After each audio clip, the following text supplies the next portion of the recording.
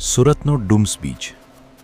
દિવસે ભલે આ જગ્યા સુંદર લાગતી હોય, પણ રાત પડતા જ આ બીચ ભારતની સૌથી ડરામણી જગ્યાઓમાં ફેરવાઈ જાય છે. શું તમે ક્યારેય વિચાર્યું છે કે આ બીચની રેતી આટલી કાળી કેમ છે?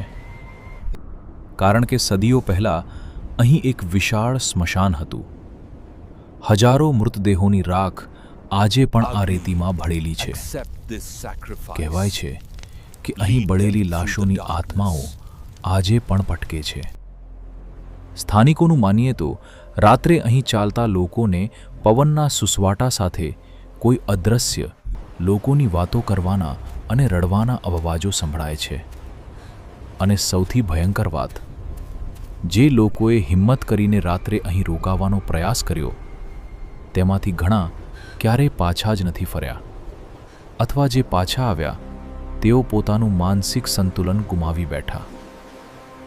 શું તમે ડુમ્સ બીચની કાળી રેતી પર રાત્રે ચાલવાની હિંમત કરશો? કોમેન્ટમાં જણાવો અને આવા જ રહસ્યો જાણવા ચેનલને અત્યારે જ સબસ્ક્રાઇબ કરો.